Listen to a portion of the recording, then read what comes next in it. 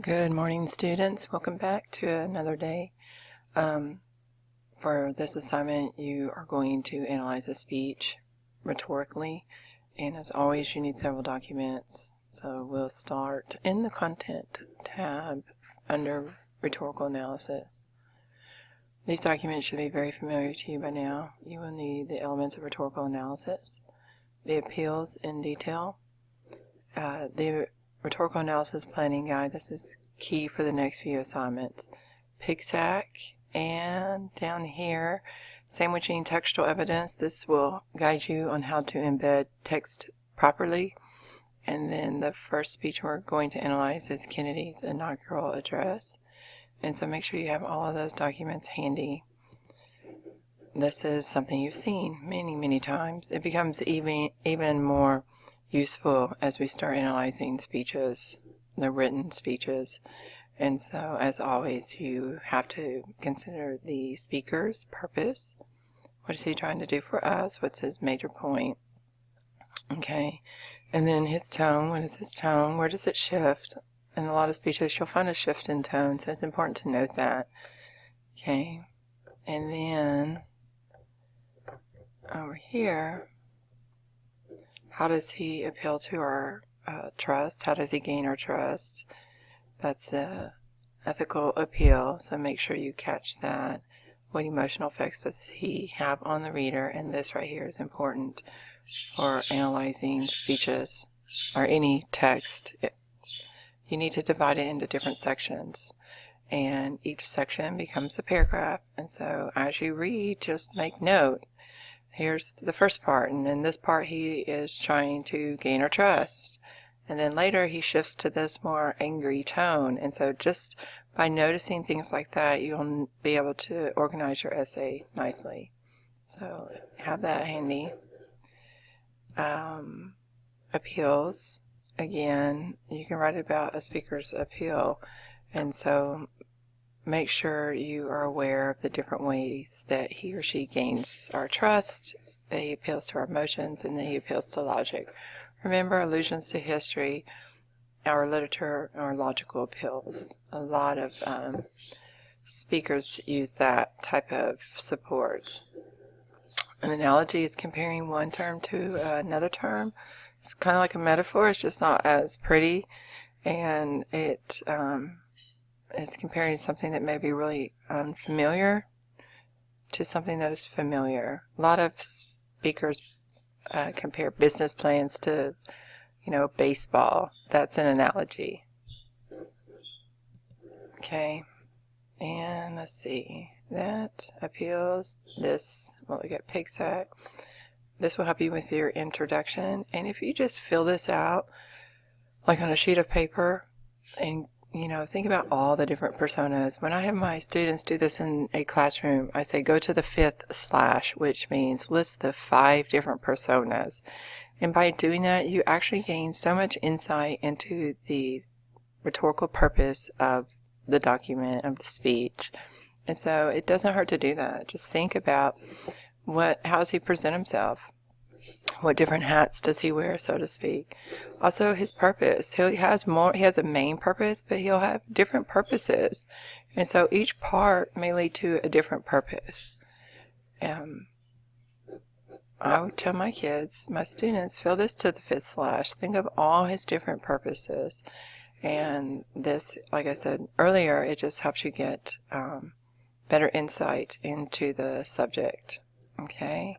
This is critical for speeches, especially. What is going on? Kennedy's inaugural address is given, he delivers it in 1961. What is going on in the 60s or the late 50s? What are some of the issues that he has to address? And so it's important that you know a little bit of the historical context. Okay? And then, let's see. We looked at that. There's the actual speech. Excuse me. This is a very handy source, and it comes from this textbook, and it tells you how to embed your quotations properly. This is so key to doing well on essays. If quotations are just plopped in the middle of a paragraph like this. This is from a different speech. This is from FDR's Pearl Harbor speech. And so if the quotations are just plopped in like this, the essay is not cohesive. It's not fluent. And so you have to make sure you embed it or sandwich it. And so it's the analogy of a sandwich. You have the top slice of bread, which is the lead-in, the context, name the person, the setting, and or situation, what's going on at the time when he says what he says. And here's an example. As Roosevelt describes the relationship between the United States and Japan, I am explaining exactly what he's doing, but it's paraphrased. It's in my own words. Okay, and the meat is the text. Please try not to embed long pieces of text. That creates essays that are more summary than analysis. And so I took the most essential parts of this text right here. At peace with that nation, still in conversation. And then the bottom slice is your insight or commentary. Put all three together to create your sandwich. This is a solid embedded piece of text. As Roosevelt describes the relationship between the United States and Japan, he asserts that the U.S. believes itself at peace and still in conversation with Japan to emphasize the deceit of the Empire of Japan. Got my purpose right there. To emphasize, that's my purpose verb.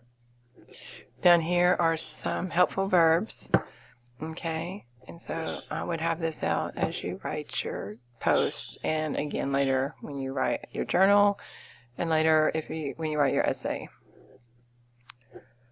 Okay, one more thing, the planning guide, which you've seen before. This is especially important when you compose a written response. You follow the steps, you'll have a stronger essay or a stronger response. Look at words you don't know, pig sack, the passage, okay, and then identify the different appeals. And right here, find the rhetorical devices, and I'll help you with that.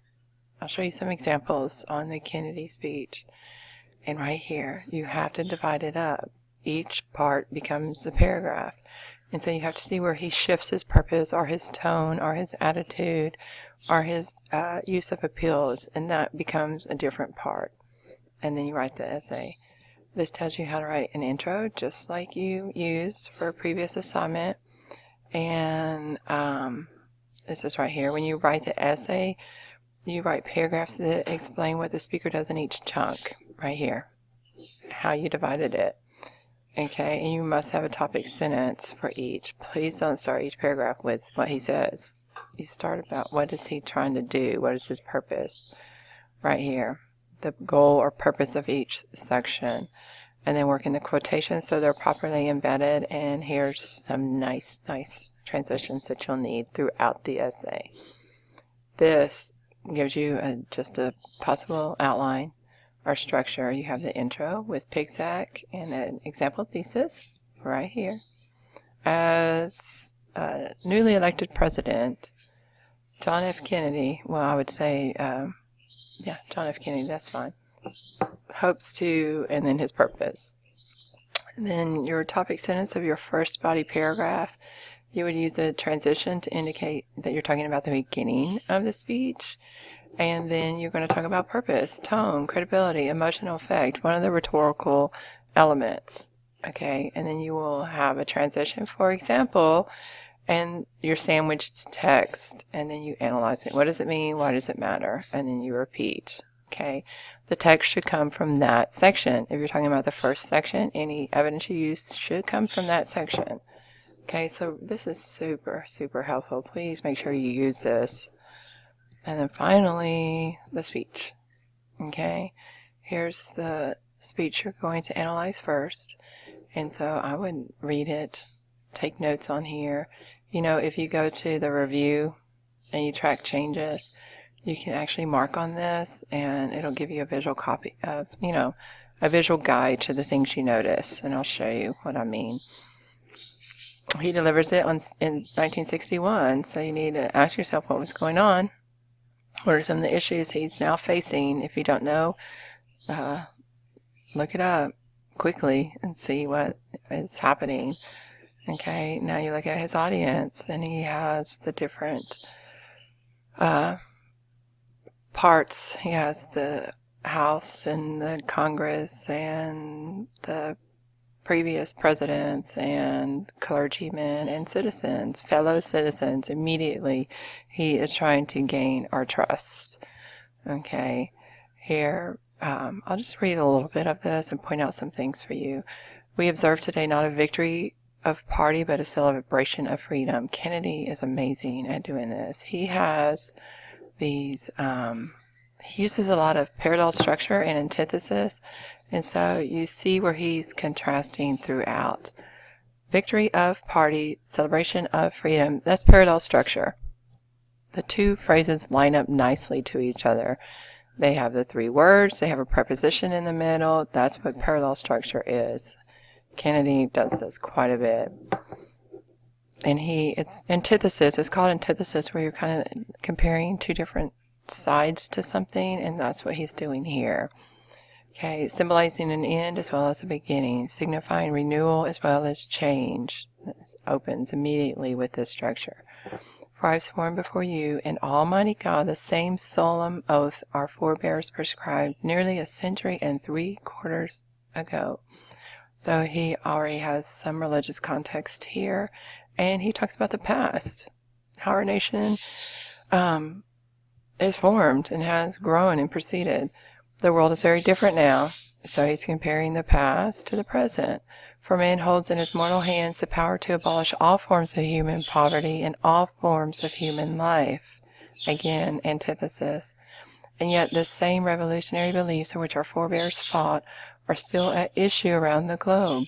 The belief that the rights of man come not from the generosity of the state, but from the hand of God. And so he's talking about the rights of man.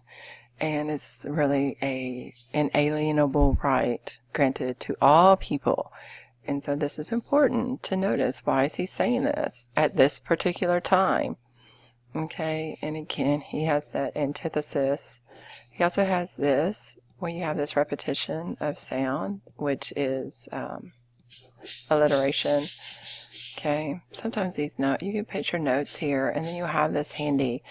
Now, here he says, right here you can tell there's a shift. I might divide this speech here, because he's describing the past and how hard we fought and what's going on in the world today and some of the issues.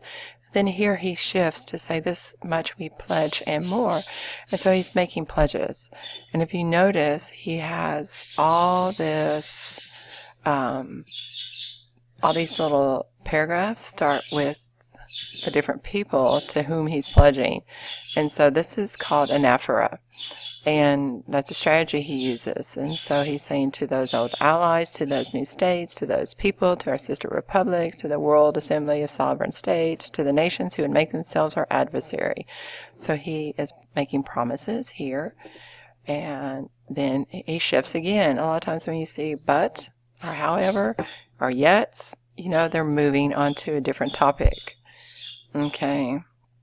And then look again, he has this more anaphora right here. And so that might be, here's another section, perhaps. It's up to you, because there's not one way to divide the speech. You can divide it however you see fit. Okay. Once you've done that, you will just respond in your discussion post. As always, it's right here. Oops. I need to put it in here. Sorry. My apologies. It's not a discussion board. It's a journal entry. And so you will pull it up and respond. In your journal, you're just writing the introduction, which you create using PIGSAC as a guide. Look at the planning guide. Look at PIGSAC. Make sure you have a solid thesis statement or claim. And then you write one body paragraph, and you could talk about the beginning of his speech, the middle of his speech, the end of his speech. Just have a transition indicating at the beginning of his speech. Initially, then Kennedy shifts to blank. Okay, and that's it. Good luck.